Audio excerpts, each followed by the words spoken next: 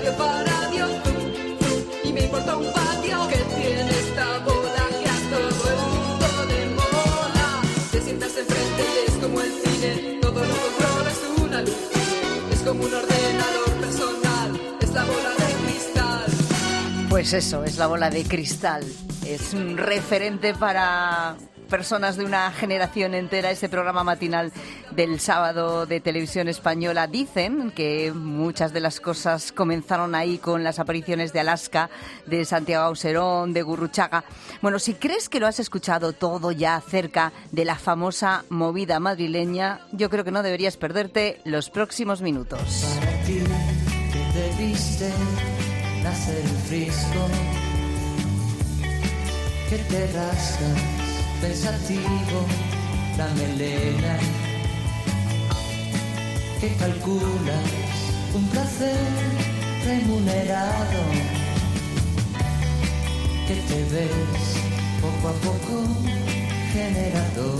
Nos vamos a sumergir en ese movimiento cultural que fue la movida madrileña en los 80. Lo vamos a hacer gracias a un fotógrafo que desde luego puede presumir de haber estado en muchos de los conciertos de la movida, de haber conseguido captar ese instante, ¿no?, que ahora refleja una época, unas sensaciones, una música y todo lo que lo rodeaba también. Y a una periodista que ha logrado entrevistar a los protagonistas de muchas de esas fotos. Y el resultado es un libro, es una joya que se titula La movida madrileña, pero ya te digo yo, como nunca la has visto yo creo hasta este momento.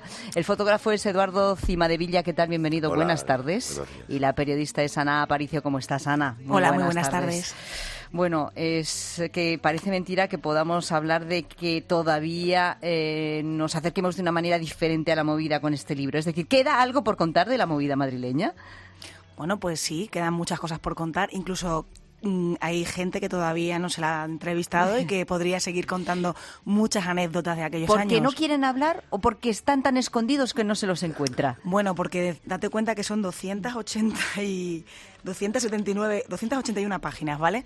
Podríamos hacer un volumen todavía mucho más amplio, ¿no? Con más entrevistas, incluso alguna foto que tiene todavía Eduardo por ahí.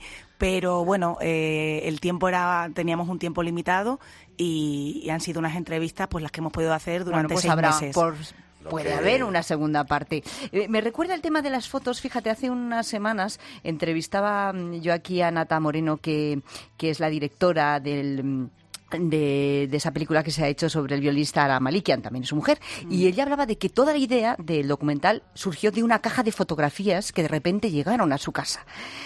¿Dónde estaban estas fotos, Eduardo? ¿Dónde las tenías? Bueno, yo las tenía en casa, no olvidadas. Lo que pasa es que, bueno, me dedico a la enseñanza, soy profesor de formación profesional, como Ana, y bueno, hace ya 40 años di al interruptor, ¿verdad?, y las fotos ahí estaban, pero no le daba mayor valor, ¿no? En el instituto donde trabajamos se organizó unas jornadas de acercamiento a los alumnos a este movimiento cultural por la efeméride que se iba a dar este año, y coincidió además que Tony Marmota, el bajista de La Frontera, estaba con nosotros dando clase el año pasado, ese curso, vamos, y entonces vio las fotografías, se quedó muy sorprendido porque él lleva toda la vida en la movida y siguiéndolo y sigue activo, ¿verdad?, como músico, aparte de profesor, y dijo, hombre, pero este material ¿qué hace por ahí guardado? ¿Qué hace ahí escondido para tu único disfrute, ¿no, Eduardo? Sí, más o menos. Bueno, es que tampoco le hacía mucho caso.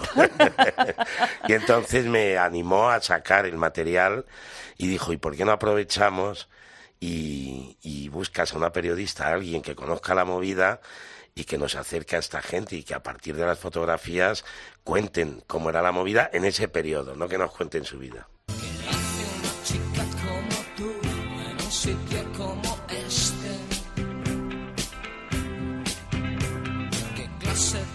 Y ahí llegó la chica. Sí. O sea, que le podemos preguntar lo mismo. ¿Qué hace una chica como tú, Ana Aparicio, en un sitio como este? Pues mira, yo he tenido la suerte de coincidir en el tiempo y en el espacio con Tony Marmota y con Eduardo Cimadevilla. Entonces, bueno, pues Eduardo un buen día, él sabía que yo había hecho un proyecto final de carrera sobre la movida madrileña y que, bueno, que había trabajado en el sector musical antes de dedicarme a la docencia. Y entonces, bueno, él estuvo buscando gente y tal, que había vivido aquella época, y al final, bueno, pues decidió proponerme hacer estas entrevistas, y la verdad es que, bueno, no lo dudé ni un minuto.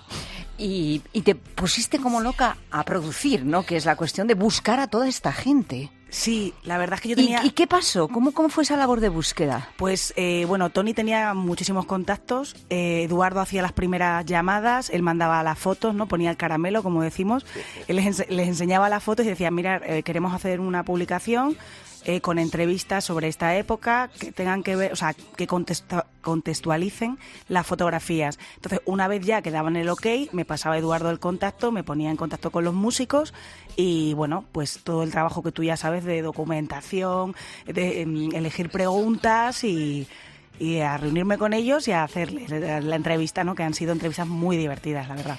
Oye, el 9 de febrero...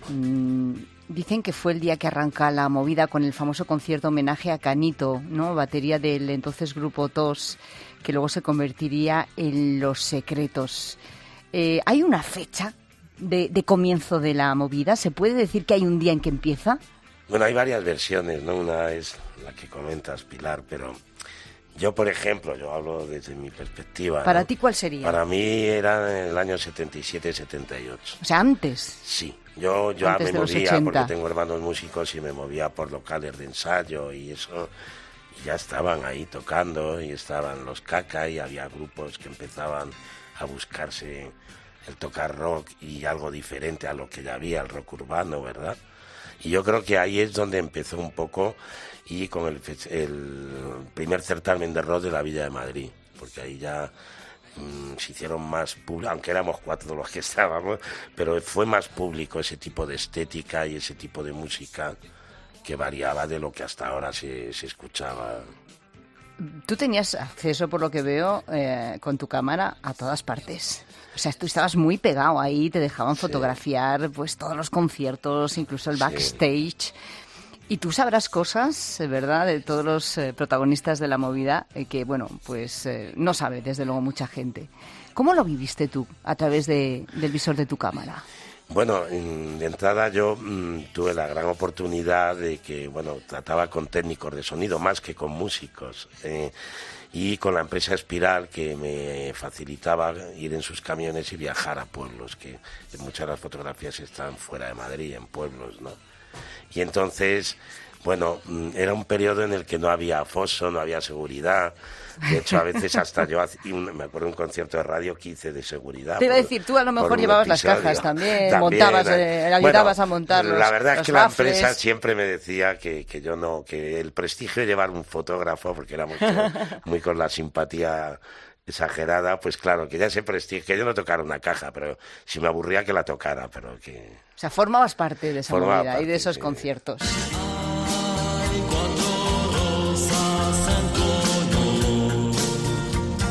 Ana, dices que has tenido entrevistas muy divertidas. Cuéntame alguna que te ha resultado especialmente divertida, interesante, sorprendente.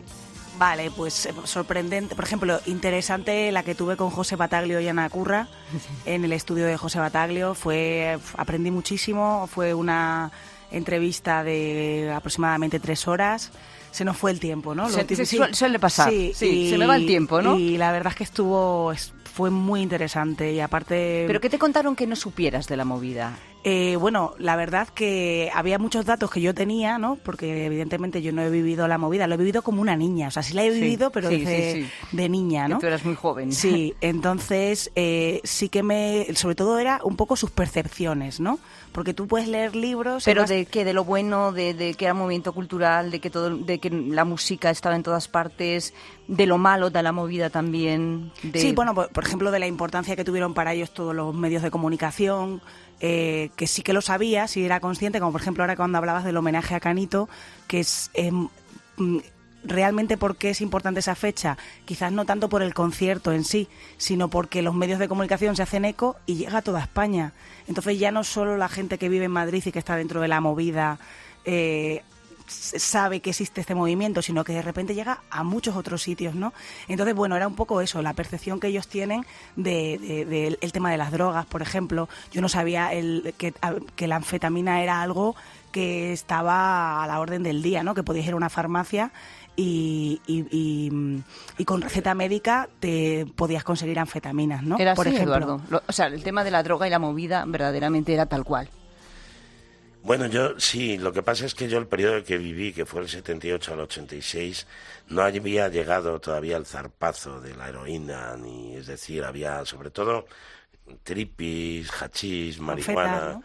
claro, y anfetas, y la parte química era eso, no, bueno, y coca, los que podían, la gente más pudiente. Sí. Pero por favor, no me pisen ya, nunca mis zapatos de gamuza azul. Boris, sí.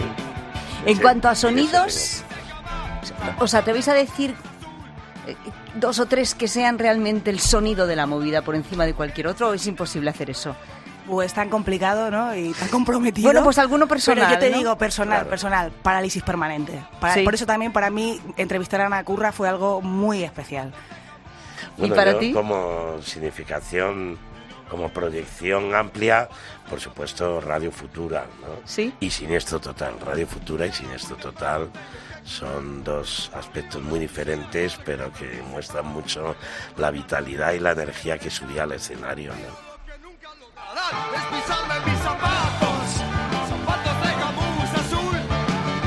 De Boris yo tengo fotos, ¿sabes? ¿De quién? Boris. De Boris ¿Tienes fotos? tengo fotos, nada más que no, vamos, él no era Bueno, es la que movida. tienes fotos de todos. Era un argentino ¿Dónde que tenías todas visitaba. estas fotos guardadas? ¿Necesitabas cuántas cajas? Pues 2 cajones de los archivadores de... Bueno, pues son las Listos. fotos, son las imágenes de una época, son por supuesto las entrevistas que ha conseguido Ana Aparicio, y son muchas más cosas, muchos detalles, muchas curiosidades que seguro que no sabes y que las vas a encontrar en este libro, y por supuesto el sonido y la música de la movida madrileña, así se titula. No se necesita más para un título como este contundente. Eduardo Cimadevila, Ana Aparicio, gracias. Muchas gracias a ti, Pilar. Muchas gracias por invitarnos. Los deprimen muy negros los labios. Te has quedado en el 73 con Bowie y Rex. Hombreras gigantescas, glitter en el pelo.